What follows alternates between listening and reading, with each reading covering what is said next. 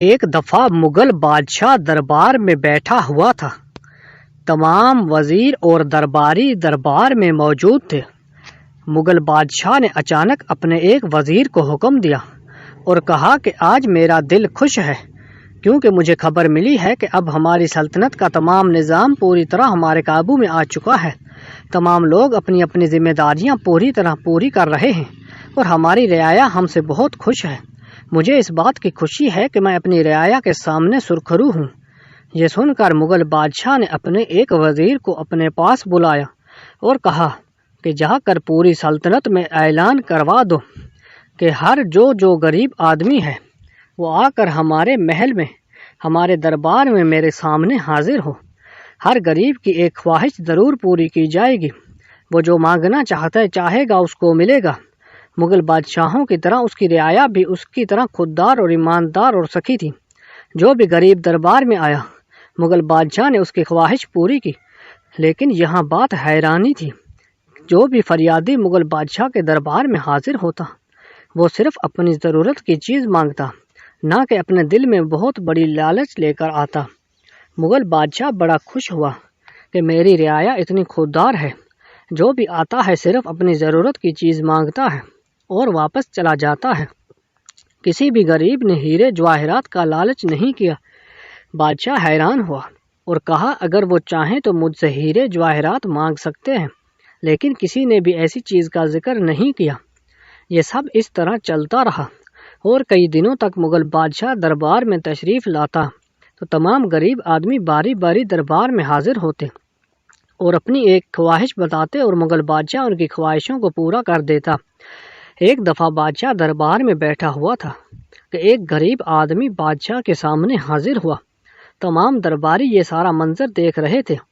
بادشاہ سلامت نے اس فریادی سے پوچھا بتاؤ اپنی ایک خواہش، بتاؤ جو بھی تمہاری خواہش ہوگی پوری کی جائے گی۔ وہ آدمی شکل سے بہت ہی زیادہ غریب، دھدکارا ہوا اور بھٹکا ہوا لگتا تھا۔ تمام درباریوں نے سوچا یہ کسی بڑے انعام کی خواہش کرے گا تاکہ اس کے حالات بہتر ہوں، لیکن جب اس نے بادشاہ کے سامنے اپنی خواہش کا اظہار کیا تو تمام لوگ ہکا بکا اور حیران ہو گئے، اور حتیٰ کہ خود بادشاہ بھی بڑا حیران ہوا کیونکہ اس فریادی نے کہا حضور والا مجھے اپنی پیٹھ پر 50 کوڑے چاہیے۔ یہ اس کی خواہش بڑی احمقانہ اور عجیب تھی۔ اتنے میں بادشاہ کا ایک وزیر بول پڑا اے غریب آدمی، سلطان نے تمہیں یہاں تمہاری خواہش پوری کرنے کے لیے بلوایا ہے، نہ کہ تمہیں سزا کے لیے۔ تم بادشاہ سے ہیرے جواہرات، سونے کے سکے یا اچھی خوراک یا رہنے کے لیے اچھی جگہ کچھ بھی مانگ سکتے ہو۔ بادشاہ سلامت آپ کی ہر خواہش کو پورا کریں گے، لیکن یہ تم کیا چیز مانگ رہے ہو؟ یہ سن کر اس غریب آدمی نے کہا کہ جہاں تک مجھے پتہ چلا ہے کہ بادشاہ سلامت ہماری ایک خواہش کو پورا کریں گے، تو کیا یہ میری خواہش پوری نہیں کی جائے گی؟ یہ سن کر بادشاہ سلامت بول پڑا جس طرح میں نے وعدہ کیا کہ ہر غریب کی ایک خواہش ضرور پوری ہوگی، اسی طرح تمہاری بھی یہ خواہش پوری کی جائے گی۔ پھر بادشاہ نے کہا کہ تمہاری خواہش پوری کرنے سے پہلے میں یہ تم سے پوچھنا چاہوں گا کہ تم نے اس عجیب خواہش کا کیوں اظہار کیا؟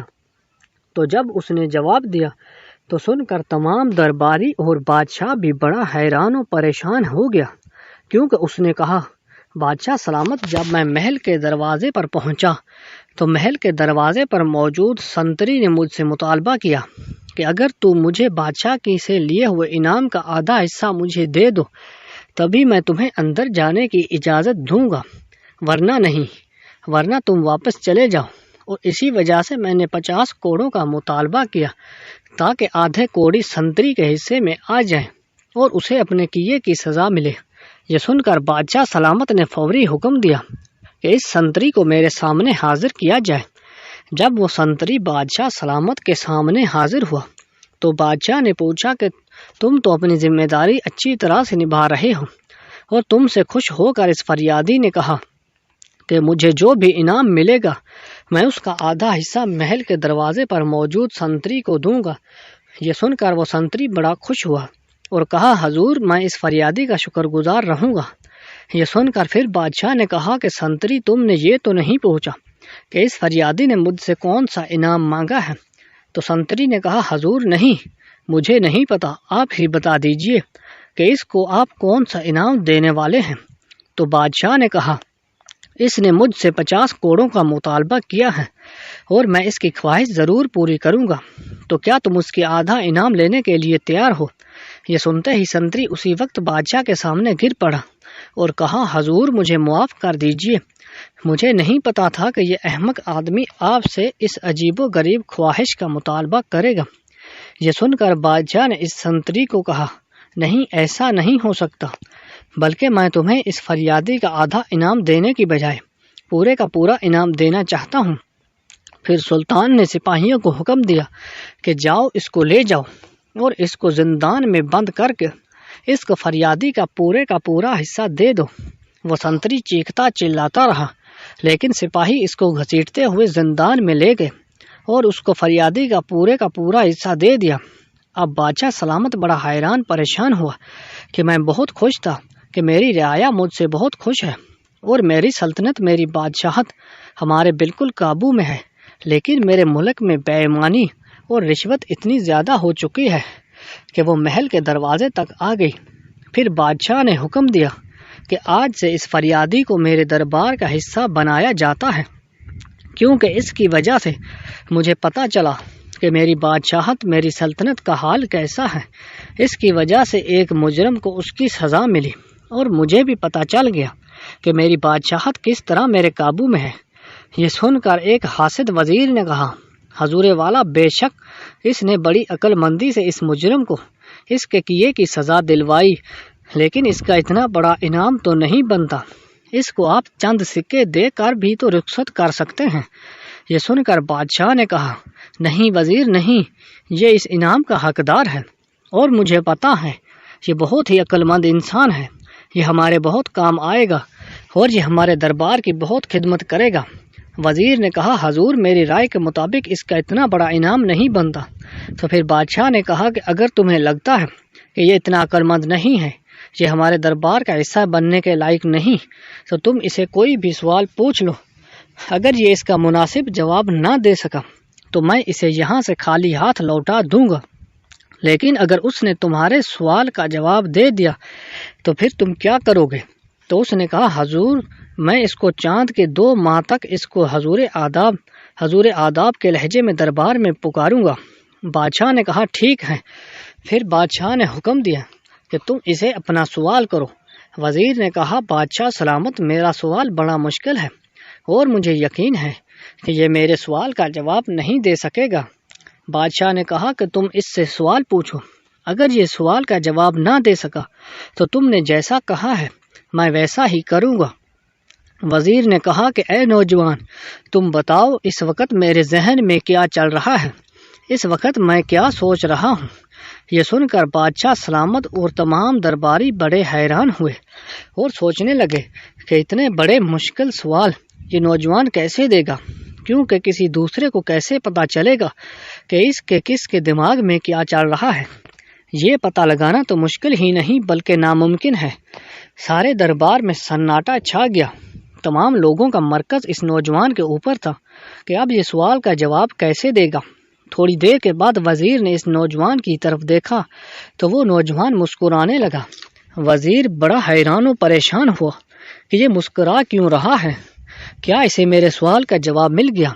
پھر وہ نوجوان بولا، بادشاہ سلامت، یہ وزیر اس وقت یہ سوچ رہا ہے کہ اللہ تعالیٰ ہمارے بادشاہ سلامت کی عمر دراز کر، بادشاہ لمبی عطا کرے اور ہمارے بادشاہ کی بادشاہت تا قیامت قائم رہے اور اللہ تعالیٰ ہمارے بادشاہ کو رنگ لگائے۔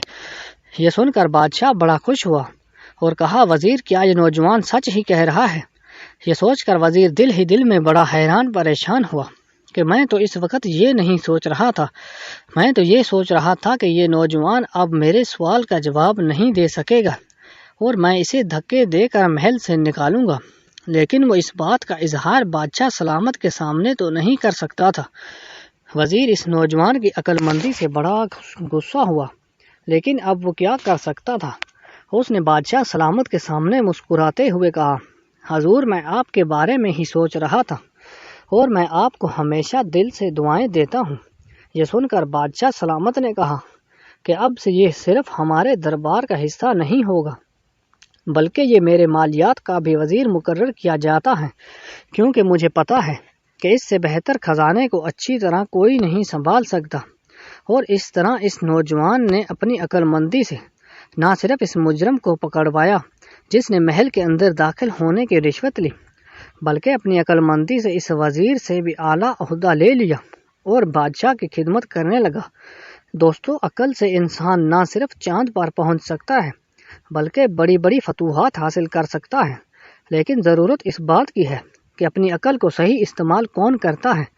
اور لیکن جو انسان اپنی عقل کو غلط کاموں میں استعمال کرتا ہے تو وہی اس کا انجام ہوتا ہے جو انجام اس محل کے سنتری کے ساتھ ہوا۔ اگر آپ کو ہماری یہ ویڈیو اچھی لگی تو لائک اور کمنٹ کر دیجئے اور چینل کو سبسکرائب کرنا مت بھولیے۔ ملتے ہیں نیکسٹ ویڈیو میں، تب تک کے لیے اللہ حافظ۔